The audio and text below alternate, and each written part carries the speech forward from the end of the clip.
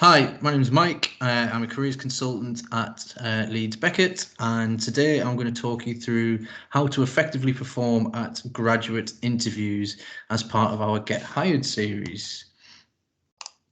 So in the session, these are going to be the learning outcomes. We're going to talk about how to prepare for interviews. We're going to talk about how to practice interview questions, and then also how to perform at an interview. So across that, we'll cover, tips for preparing, also, practicing where you can find, ways to predict the questions that might come up, and then some really good advice on how to do your best at the actual interview. So first up, why do graduate employers interview candidates? Well, they want to know three things basically. First off, can you do the job? Then will you do the job? And will you fit in? So can you do the job is basically, do you have the required skills and experience that suggest you can do the job and that you are able? So this would be this is very much a sort of definitive question on whether you have the required experience that's relevant to the role, or if you've got the transferable skills from previous experience that's relevant to the role, so that you are capable of doing that. The next one is about, do you have, so this is very much sort of a personal thing in terms of what's your attitude, what are your motivations for doing that job? Do your values fit in with the company values? Are you motivated to perform well there? So you could have all the right skills, for example, but the company just might not be a good fit for you and you might not be motivated to work there. And speaking of fit, that's another thing that employees want to know. They want to know, is your personality a good fit for the culture and environment of the organization? I mentioned before values. Do your values align with the values of the company? So again, you could have all the right skills. You could really want to work there. You think, right, this is a great company for me. But then when you get there and you get to the environment, maybe it's a little bit more corporate than you thought, and you wanted something a little bit more relaxed. So therefore, you maybe wouldn't fit in as well as you were perhaps hoping, and the employer was perhaps hoping. So that you maybe then think, well, I'm not actually a good fit there. Maybe I want something a little less corporate, maybe an SME, something like that. So they're the three different things that employees want to know and how they can differ and affect whether or not you can perform well. So are you prepared? Preparation, we mentioned it a lot. Preparation really is the key, and it's absolutely vital to perform well in an interview. And it's always very clear to an interviewer if there's been a lack of preparation. It's really obvious. I've interviewed people many times in previous roles, and you can always tell the people who have prepared because their answers are better, they're more confident, and they're more comfortable. So preparation really is key. And if I can't start, let me take one thing away from this session and these slides. It's that preparation is extremely important, and without it, I would say you're unlikely to secure a graduate role. It's as simple as that. So is this you? Do you think sometimes, I don't know what they'll ask me, so I'll just respond as things come up? Would you prepare for an exam in this way? You wouldn't. You would revise and you would prepare properly. You'd think about the topics that you've studied and what topics are likely to come up. So it's the same with an interview, and you can prepare for an interview in a similar way to preparing for an exam, because an interview is an exam of sorts, really. So you can look at the job description and the person's specification, and this enables you to have a go at thinking about what questions could come up. So for example, if you look at the job description and you'll have all the different duties that are in the job, all the different things that you'll be doing in the role, and this is going to form the basis of the types of things, the types of questions that the employer is going to ask, because these are the duties in the role that they want you to do. So you could start looking and think, right, well, I've just taken some examples here of different graduate employees that we work with a lot at Leeds Beckett. So, for example, Charlton Morris, graduate business consultants. is the role, and they want a great communicator and someone who's incredibly resilient. That's one of the duties and specifications that they have on the job description. So straight away you can start to think, right, turn this into a question. Can you tell me about a time you've overcome a significant challenge? Show your resilience. And you can think about in that, how was my communication? How did I show resilience? What was the challenge? How did I overcome it? And then when you get to the interview, when they, a question about your communication and resilience comes up, you've already thought of an example and an answer that you could give. Same with, we've got one here, Sky Betting and Gaming. They want problem-solving skills, creativity, and a passion for tech. That's one of the things that they always ask about for their tech academy. So just think about, well, what does technology mean to you, and how do you think you can provide most benefit to the user? And that can be changed to anything. Passion for technology for Sky Bet, but it could be, say, it was a job in the third sector or civil service. It might be a passion for affecting social impact. That's something you can start to think about. What is your thoughts on that? Because these things will be mentioned in the job description, and the job description is absolutely key for you in your preparation, because there's so much content in there that the interview will be based on. And then just another one there, Teach First on their trainee teacher program. Talk about leadership and self-evaluation is one of the key responsibilities that they have as part of their role. And again, you can think about, describe a time when you've shown strong leadership, and you can start to think about an example for that. So it's really, really important to take a look at the job description in really, really close detail. It's the way I've always prepared for interviews myself. It's really that it's vital that you look at that in a lot of detail. And these are the graduate attributes that a lot of these are the most popular attributes that employers are looking for now in graduates.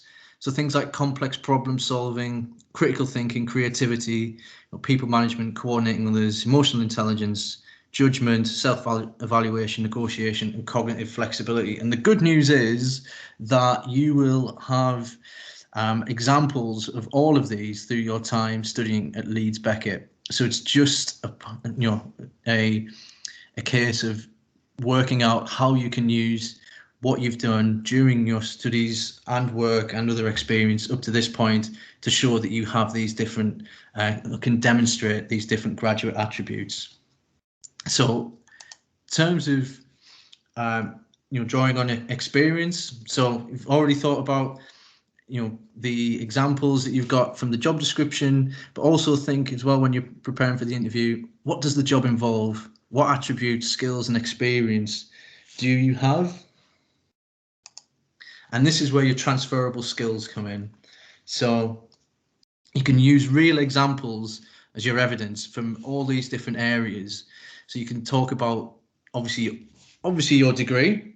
You can talk about things like deadlines and project work. But if you're a course rep, if any of you've done that, that's a really important thing to talk about. You can use examples from that. You can talk about planning and organizing events. You can talk about the communication and interpersonal skills that you've got from representing other students. Any other of those graduate attributes that we mentioned a couple of slides ago that you will have in there as well. Again, that's good. Course rep experience is a good way of adding some of those in. Part-time work, it's so vital. We speak to a lot of students that think part-time work isn't that important to employees at a graduate level. It absolutely is. Graduate employees understand that a lot of the experience that you have so far is from part-time work, and there's some really important skills that you will gain from that.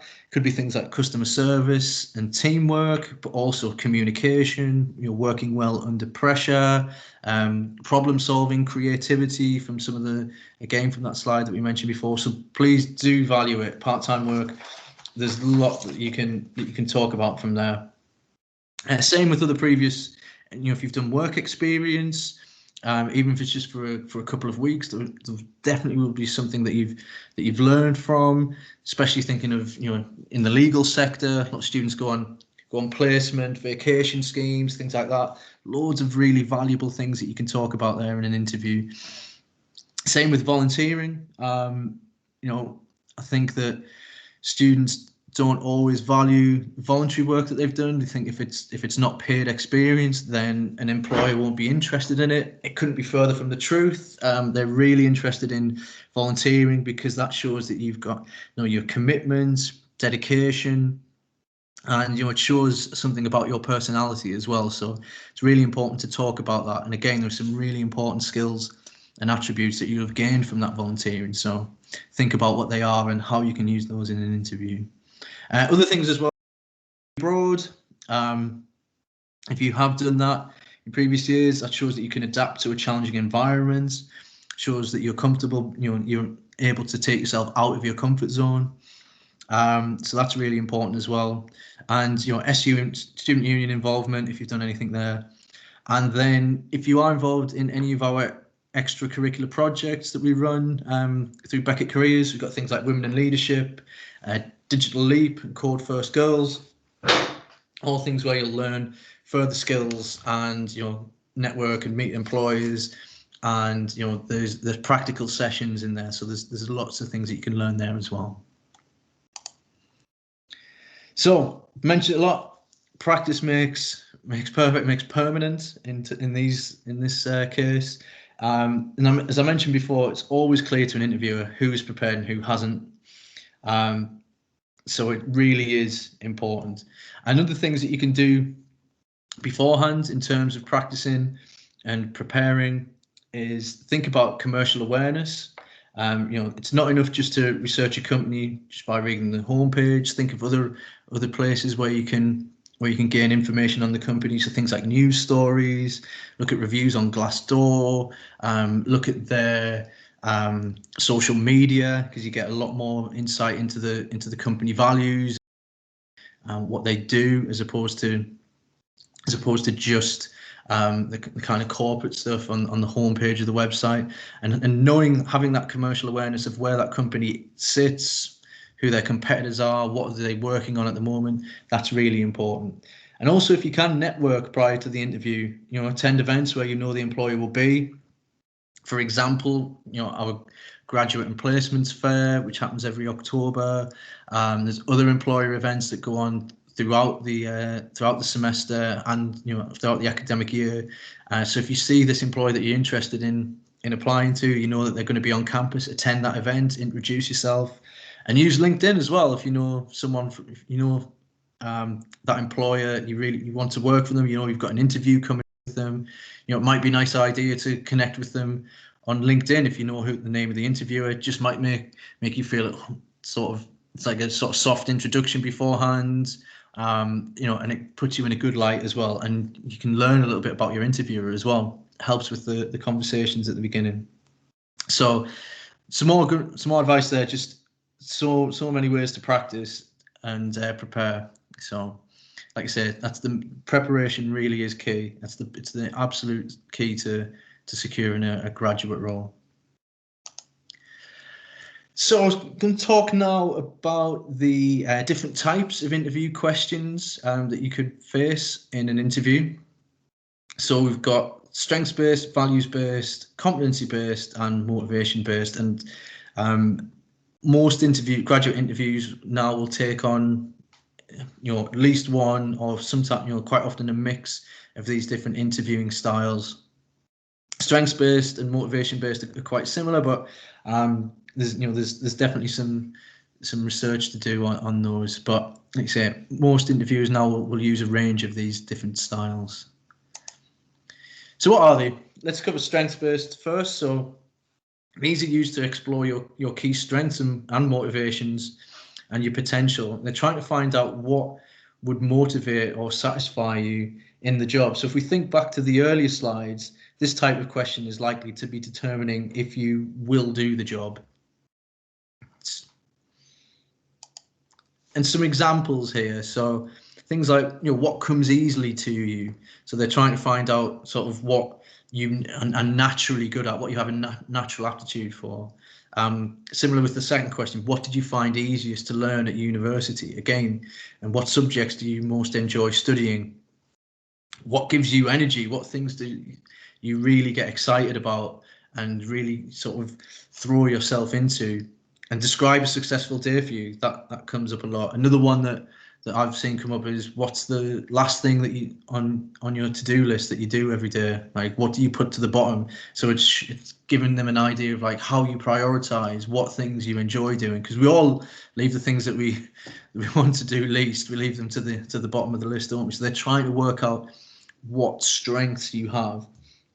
And a lot of graduate employees are starting to use more of a strengths-based interviewing technique than competency-based, which we will cover in a couple of slides. And this is because everyone has strengths.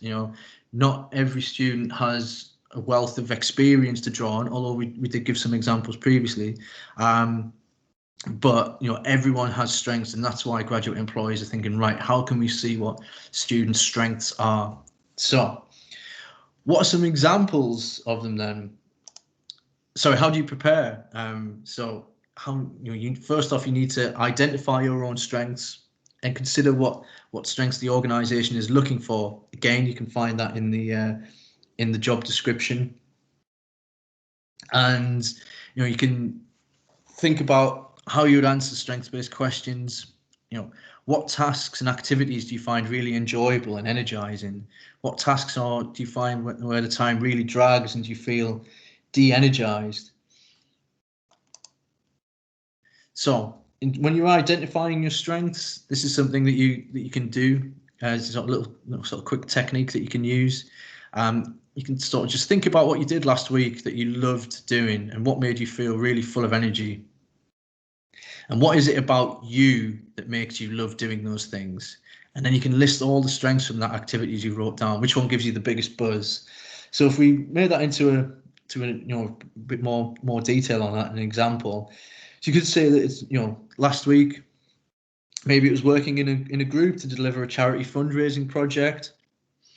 And what is it about you that you really liked about that? It could have been, bouncing ideas off of the people, the sense of purpose that you get from charity work, and then listing down all the strengths of those activities, which one really gives you the biggest buzz. It could be, communicating with your teammates, teamwork, and the fact that you've got, you feel like you've got really, really strong ethics, based on the charity work. So that's a technique to start identifying some of your strengths, because it can be difficult, to identify them in ourselves. So hopefully that helps and gives you some ideas about how to prepare for those strengths-based questions.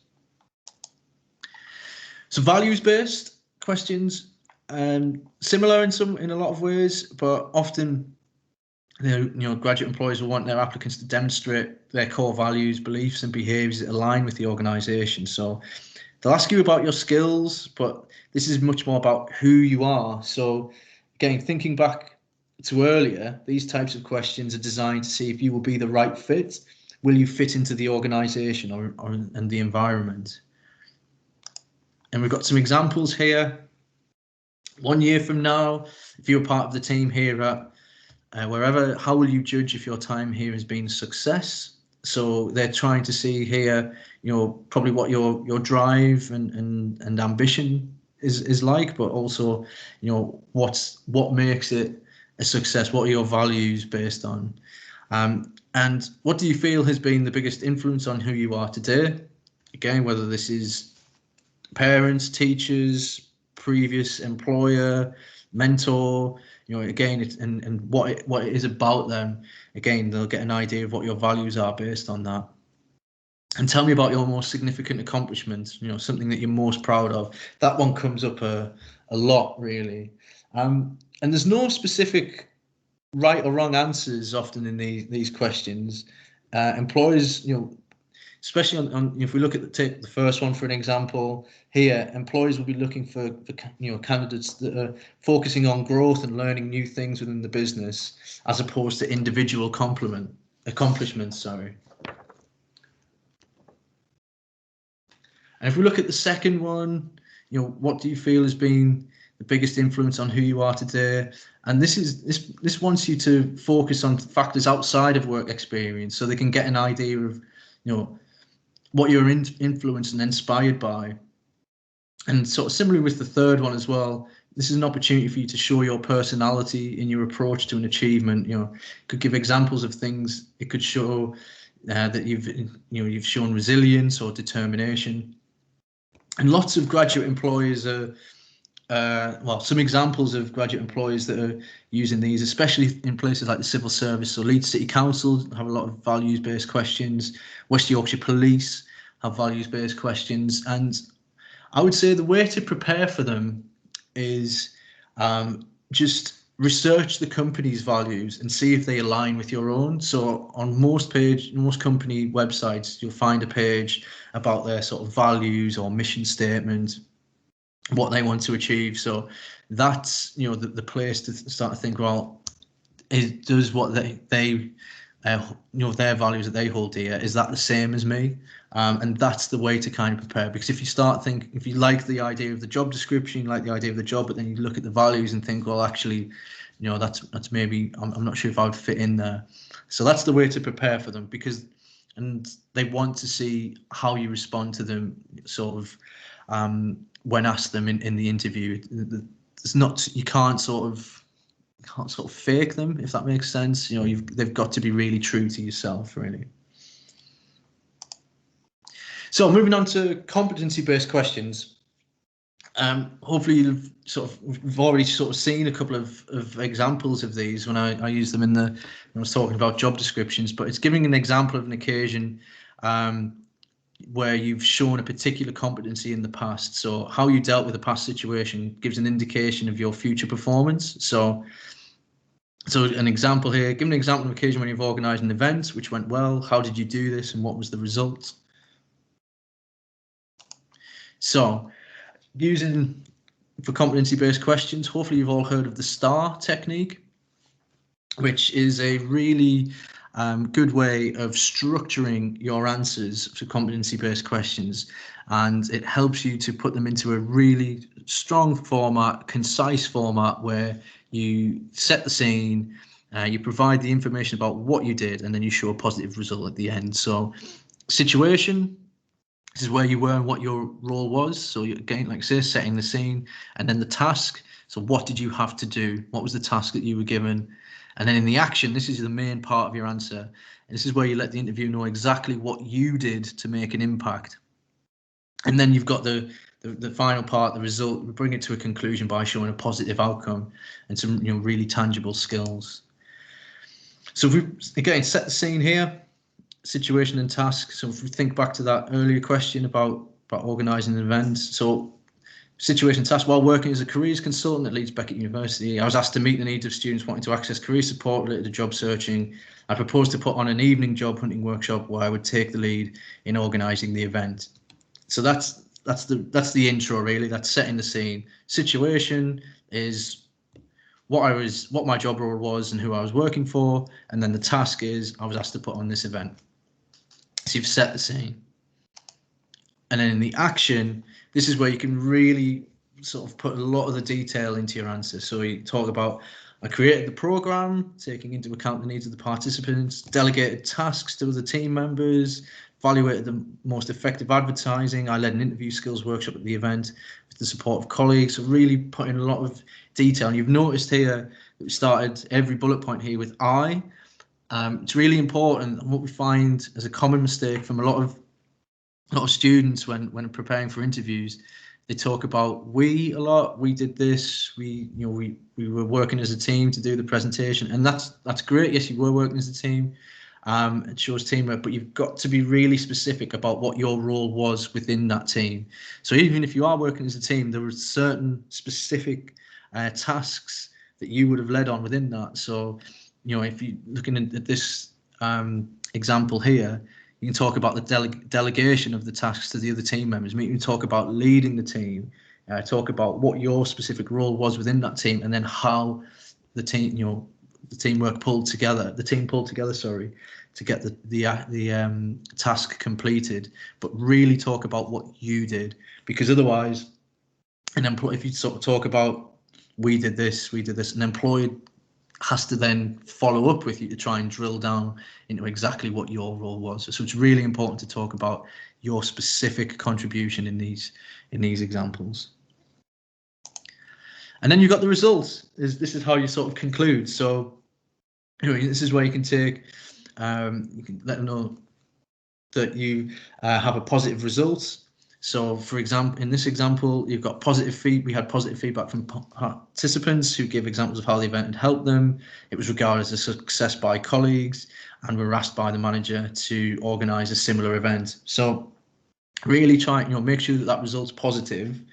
You can use an example where things don't plan, but then the positive result from that is what you learn from it and develop for the future. So if things didn't go exactly how you thought they would after you put everything into place and you did all the actions that we talked about in the previous slide, that's fine. Things don't always go to plan, but then you can say, well, what I've learned from this is that next time I would change this slightly, or next time I would do this differently.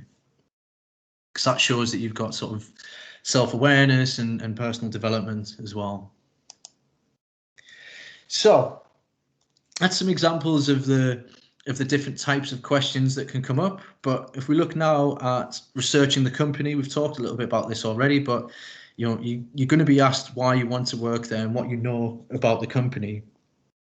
So let's have a look first of all, your motivations for going for the particular job. So there's two things at play here. You've got maybe why that particular company. So we've got some examples of some of the employees that we work closely with at Leeds Beckett. So why do you want to work for that particular employer? Again, this comes back to thinking about the values of the company, what they stand for, maybe how they progress their staff, the development that they've got within there, what they're doing maybe in terms of sort of social impact. So there's different reasons why you might want to work for the company. So you need to have those clear in your head, why you want to do that. And then there's the job. Why do you want to do this particular job? It could be, these are just again some examples of graduate jobs from different companies. So you've got graduate leadership program. It might be that you really see yourself as a manager and leading teams. Software engineering, that could be what you're passionate about. Same with sales executive. Try and work out why it is you want to do the particular role, as well as why you want to work for the particular company, because that's really important to have a clear understanding of that. And so if you research the company, and then you can know your motivations, you can start to anticipate what the questions are. So if you know what is important to a company, what they value, you can predict and prepare for what they might assess in the interview. And knowing your motivations, you can think about the different examples that you can use that demonstrate that motivation and practice them. And the more prepared you are, the less nervous you'll be. There'll always be a few nerves, but the key is how you manage them. So the more prepared you are about knowing the company, knowing your motivations, knowing why you want to be there, hopefully there'll be some, you'll be more confident. Like I say, there'll still be nerves, of course there will. Nerves are natural. It means that you're invested in it and that you want it to go well.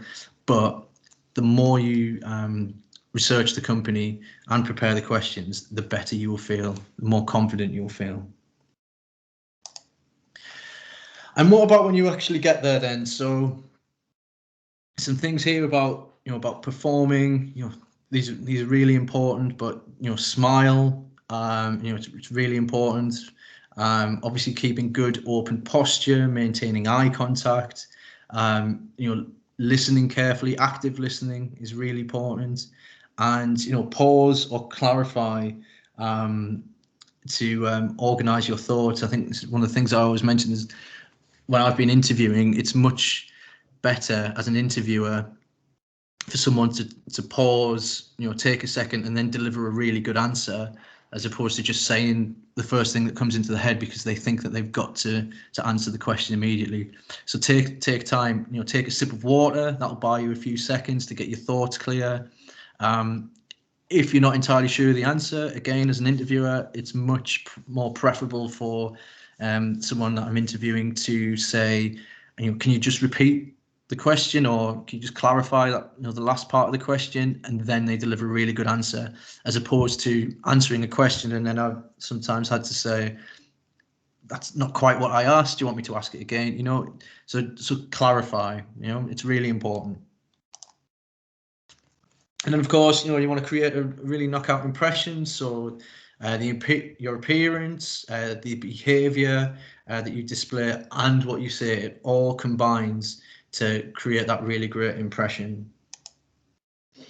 So we talk a little bit now about video interviews that are becoming more and more, they were becoming more and more popular for employers prior to the pandemic, but now it's really important because around about 90% I think of graduate employers now are just conducting their assessments online for obvious reasons. So there are some things to consider.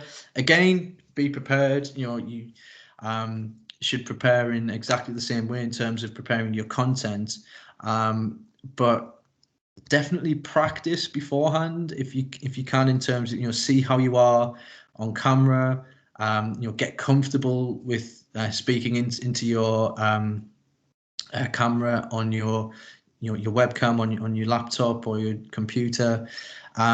Use notes if necessary, but just make sure they're out of view of the camera. So some employers will ask you to sort of record your interview and then send it into them, whereas others will be live across sort of Teams or Zoom or something like that. But like I say, it's really important to really sort of be comfortable with being on camera, talking into your mic, and sort of looking natural doing it. So it's a good way to practice beforehand. But, practice with the housemate, family, something like that. That's a good way to do it. And obviously these are other sort of things to consider. You need to choose your location. You need somewhere that's really quiet and uninterrupted. You want to pick an appropriate background as well. Just something sort of pretty plain. Often things like Teams, you can blur the background as well, if that's helpful, just in case there are things going on, so you remain in focus, but you can blur the background so that sometimes helps people to really concentrate, and it helps the person speaking to you to focus as well. Obviously switch off your phone. Make sure there's no other notifications on your computer. You don't want any emails or things coming up. And I know this is difficult. People have got different situations at the moment when they're doing working from home, working from halls, wherever it is. But do make sure that other people know not to disturb you for that time.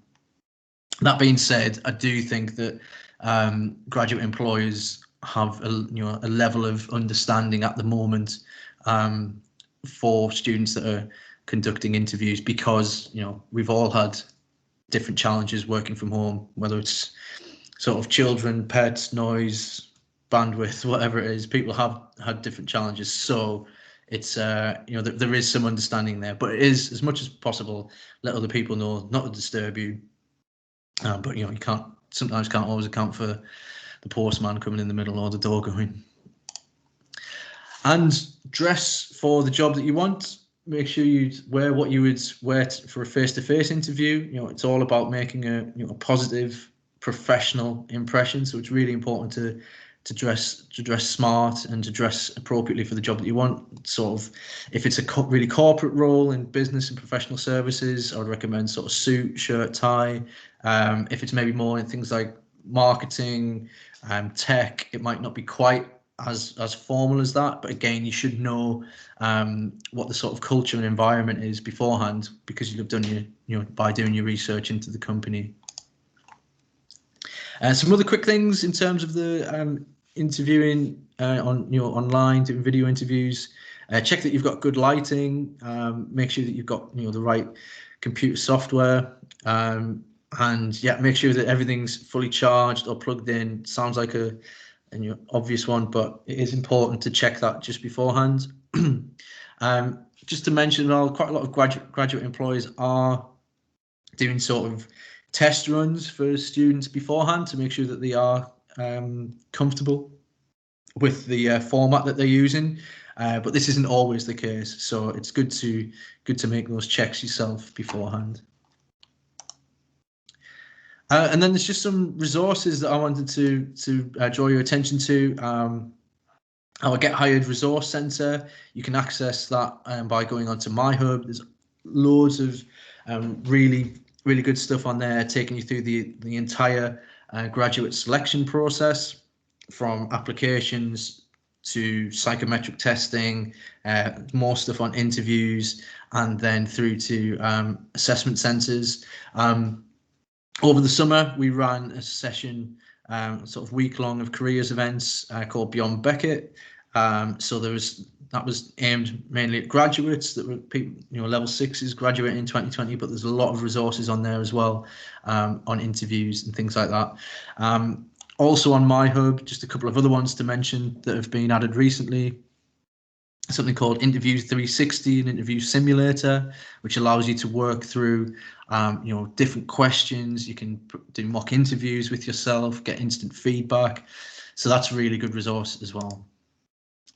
And then that's the final thing, really. I just want, if you do have graduate interviews coming up, which hopefully some of you do over the course of this semester, and hopefully on the back of the graduate fair, good luck with that. And if you'd like to get in touch with us for anything else, my details are there. And then, just if our general emails, careers@leedsbeckett.ac.uk, or, employers at. And also, please do follow us on social media. We put a lot of stuff on there, particularly on Instagram, so you can find out about all of our events, all of our sessions that are taking place as well, and lots of content on there about what's happening this semester. Okay, so that's it from me. Thank you for taking the time to look through the recording. I hope that's been helpful. And if you do need anything else, please do get in touch and we'll be happy to help. Thanks very much.